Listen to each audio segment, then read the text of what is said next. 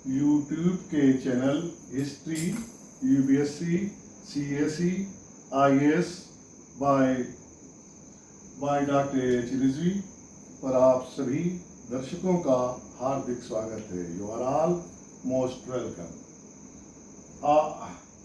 कुछ कहने से पहले मैं आप लोगों को ये बता देना चाहता हूँ कि आपके सामने या समक्ष बोलने वाला कौन है। मैं doctor Afrozul Hasan Rizvi, MA history, MA political science, MA English, MA and PhD in history related with the modern history of India। कुछ और कहने से पहले या ऐतिहासिक दर्शन कराने से पहले मैं ये आपको विशेषकर उन छात्रों या परीक्षकों या एग्जामिनीज को ये बता देना चाहता हूँ कि सिविल सर्विसेज के एग्जामिनेशन का वही सिस्टम होता है जिस सिस्टम से आपने अपना ग्रेजुएशन या पोस्ट ग्रेजुएशन किया है।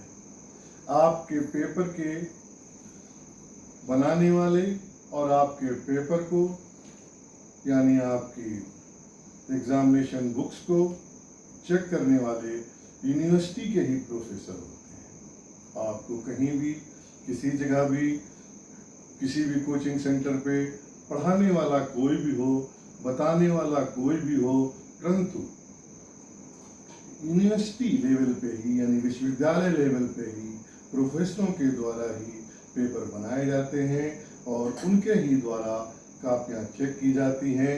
जैसे कि आपने अपना ग्रेजुएशन और पोस्ट ग्रेजुएशन किया, एग्जामिनेशन पास या फेल किया है। तो इस मसले पर या इस प्रॉब्लम में मत फंसिए कि कॉपीज कहाँ चेक होंगी, कौन बनाएगा, किस तरह का सेटअप होगा। आपको अपना पुराना ही सिस्टम, जिस सिस्टम से आपने अपनी एजुकेशन प्राप्त की है, हासिल की है, ऑब्टेन की है, उसी पर आपको फोकस रखना है। ये बातें बार बार बताना उचित नहीं समझा जाएगा। The concept of the history and foundation course, इतिहास का क्या विचारधारा, क्या कंसेप्ट है और फाउंडेशन कोर्स और इसका आरंभिक यानी बुनियादी कोर्स क्या है। जब तक कि किसी भी कोर्स को समझने के लिए उसकी बुनियादी यानी फाउंडेशन को मालूम होना ज़रूरी होता है। ये हमारी ऐतिहासिक श्रृंखला का यानी सीरीज का ये वीडियो नंबर 4 है। इसको तो अब मानो हिस्ट्री ऑफ ह्यूमैनिटी, मानव का इतिहास क्या है, विशेषकर इसके बारे में लोगों में तरह तरह की चर्चाएं हैं। तो इसमें बहुत शॉर्ट में हम बताएंगे, बहुत डिटेल में जाने की कोशिश नहीं करेंगे। थ्योरी ऑफ एडम यानी आदम, हजरत आदम की थ्योरी क्या है, यानी माइथोलॉजी यानी डिफरेंट धर्म जैसे कि हिंदू धर्म, क्रिश्चियन धर्म, ईसाई धर्म, इस्लाम धर्म, सबकी अलग अलग लोग कहते हैं विचारधाराएं हैं। लेकिन ये 3 धर्म स्पेशली इस्लाम, क्रिश्चियनिटी और जुदाइज्म से यहूदी कहते हैं, ये इब्राहिमिक रिलीजन के नाम से जाना जाता है। तो इस्लामिक रिलीजन के मुताबिक कि आदम अलैहिस्सलाम यानी आदम, हजरत आदम थे, परम परमेश्वर ईश्वर यानी अल्लाह ने सबसे पहले एक मिट्टी का पुतला बनाया और उसमें रूह फूंक दी यानी आत्मा फूंक दी और फिर अपने फरिश्तों से कहा कि इसका सजदा कीजिए। तो सभी फरिश्तों ने सजदा किया, परंतु एक जो फरिश्तों का सरदार था जिसे शैतान इब्लीस कहा गया बाद में, उसने ऐसा करने से मना किया। उसने कहा आप मेरे साथ बड़ा अन्याय कर रहे हैं, मैं आग का हूँ, ये मिट्टी का है, मैं कैसे सजदा कर सकता हूँ। जॉन मिल्टन ने अपनी बुक पैराडाइज लॉस्ट में इसको व्यंग्यात्मक, बड़ा तंजात्मक और बहुत ही उस अच्छी विचारधारा के साथ कहा है कि कितना खुददार था कि उसने अपना सर नहीं झुकाया, इसका वर्णन किया गया है। तो तभी से वो शैतान कहलाने लगा और फिर हजरत आदम को और बीबी हव्वा जो पहले दोनों थे, तो उनको मना किया गया था कि ये सब कुछ जन्नत के फल खाएं, लेकिन गेहूं न खाएं। लेकिन शैतान के भड़काने पर उन्होंने गेहूं खाया और वो दुनिया में उनको, यानी संसार यानी इस विश्व में उनको फेंक दिया गया। और फिर यहीं से मानव की उत्पत्ति हुई और इसका एक लंबा इतिहास है, विभिन्न धर्मों में विभिन्न प्रकार से बताया गया है, लेकिन साधारण बात समझने के लिए वह इतना ही काफ़ी है। ह्यूमन इवोल्यूशन, मानव की उत्पत्ति और उसका विकास कैसा हुआ, इस थ्योरी पे चार्ल्स डार्विन एक बहुत बड़ा वैज्ञानिक था जो 1809 ईस्वी से लेकर 1892 ईस्वी 1809 and 1892 theory of biological evolution in 1860, यानी theory of biological evolution की ये पब्लिकेशन 1860 ईस्वी में हुआ। इससे एकदम मानव की विचारधारा, ऐतिहासिक विचारधारा और साइंटिफिक विचारधारा, वैज्ञानिक विचारधारा में बहुत बड़ा परिवर्तन आ गया। ये कहा जाता है कि the life on earth began about 3000 million year ago. इस जमीन पर मानव का जो शुरुआत हुई वो लगभग 3000 मिलियन साल पहले। और जो मौजूदा इंसान है, जो मौजूदा वक्त है, ये लगभग 55 यानी 55 मिलियन ईयर एगो, यानी 55 साल पहले शुरुआती दौर में एक छोटी कोशिका सेल से और फिर धीरे धीरे कॉम्प्लेक्स पोजीशन में जीव जंतु पैदा हुए, फिर मानव पैदा हुआ, फिर present day human being 55 years ago, evolution of Homo sapiens sapiens through a long process of biological evolution। जो आज मानव का जो शक्ल, रूप, जो शेप वो है, वो कैसा है, होमो सेपियंस सेपियंस है, जो एक लंबे बायोलॉजिकल यानी जीव विज्ञान की धीरे धीरे स्लोली एंड ग्रेजुअली विकास के साथ ये दुनिया में अब इस शक्ल में यानी शेप में, इस रूप में सामने आया।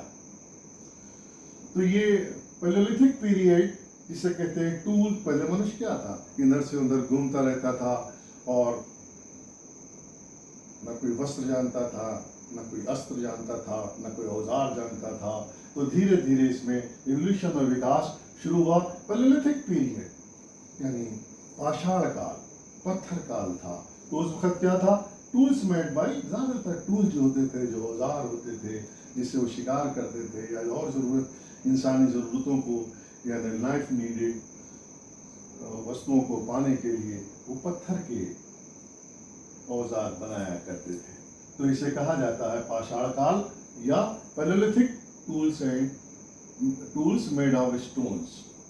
तो ये इतिहास एक लंबा इतिहास चला और फिर धीरे धीरे मनुष्य को यानी मानव को अग्नि मतलब आग, फायर का डिस्कवरी हुई। जब फायर को जान गया तो वो अपने भोजन को पका के खाने लगा। तो पका के खाने के लिए ज़रूरत थी, सीधे जानवर तो पहले कच्चा खा जाया करते थे, लेकिन जानवरों को पकाने की ज़रूरत पड़ी तो फिर पत्थरों की, फिर क्या बनाने की ज़रूरत पड़ी, अर्थन यानी मिट्टी के बर्तन बनाना उन्होंने सीखे, क्योंकि मिट्टी के बर्तन में इस टेम्परेचर यानी ताप पर वो खाना बनाया जा सकता था। फिर धीरे धीरे उनमें और भी परिवर्तन स्टार्ट होने लगे और अर्थन आर्टिकल्स, और फिर इसके बाद domestication and breeding of animals. और फिर उन्होंने धीरे धीरे क्या किया, जानवरों को पालना शुरू किया और ब्रीडिंग एनिमल्स और जानवरों के यानी पशुओं को एनिमल्स के पालने की कला से भी वो अवगत हो गए, उसको इसकी मालूमात हो गई। हंटिंग एंड गैदरिंग, पहले क्या था, शिकार करना और सामान को इकट्ठा करना।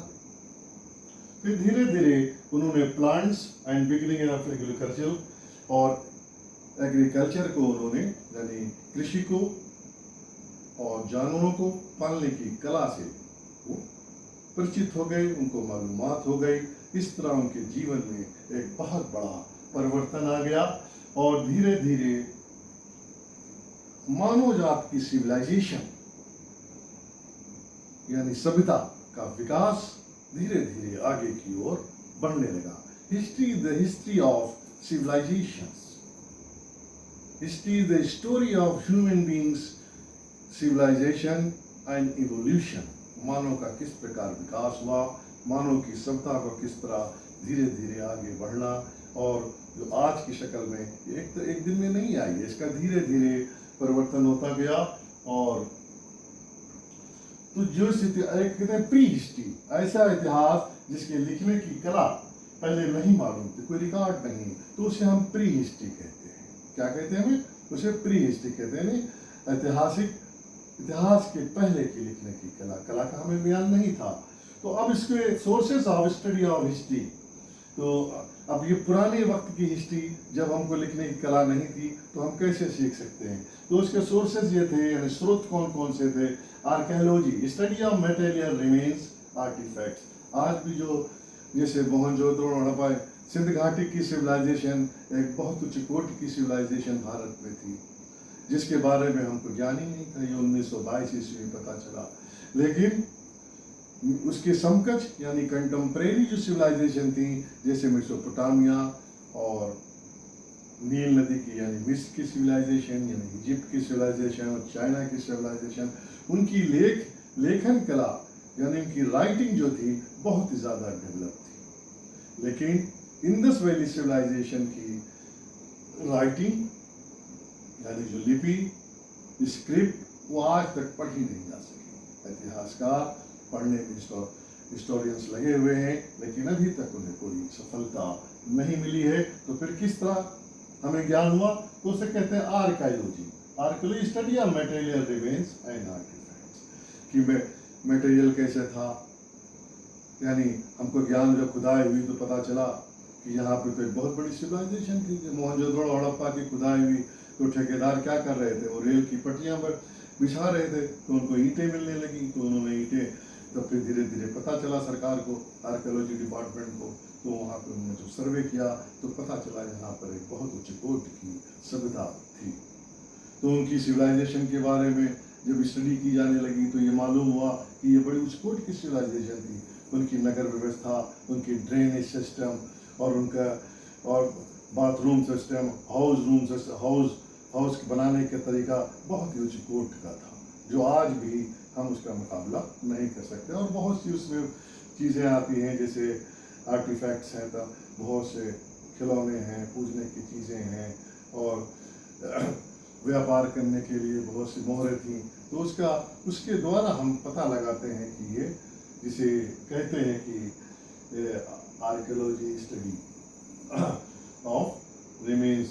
फिर एंथ्रोपोलॉजी, मनुष्य के बारे में किस तरह इसका विकास हुआ, तो उसे एंथ्रोपोलॉजी में सीखते हैं। और फिर genetics, study of whole process of human evolution and their cultures, मनुष्य का किस प्रकार विकास हुआ और उसके कल्चर यानी उसकी संस्कृति और उसके सिविलाइजेशन, इसके अध्ययन के लिए एक जेनेटिक्स विज्ञान है जिसे सीखा जाता है, वो भी इतिहास में ही आता है। तो इस प्रकार हम लोगों ने ये concept of history foundation course में वीडियो नंबर 4 में चर्चा की। हम सभी दर्शकों से आशा करते हैं कि वो इसको समझने में अच्छी तरह सफल हुए होंगे।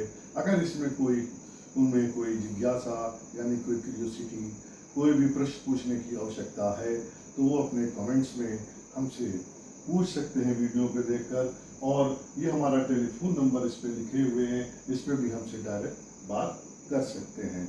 और ये श्रृंखला यानी सीरीज ऑफ हिस्ट्री जारी रहेगी, एक के बाद एक आपकी खिदमत यानी सेवा के लिए हम उपस्थित रहेंगे और तरह तरह के हम आपको सब्जेक्ट्स के बारे में बताते रहेंगे। हम आशा करते हैं कि नेक्स्ट वीडियो यानी वीडियो नंबर 5 में भारत के इतिहास को कितने हिस्सों में बांटा जा सकता है, विशेषकर history of ancient history, medieval history and modern history, इस पर हम चर्चा करेंगे।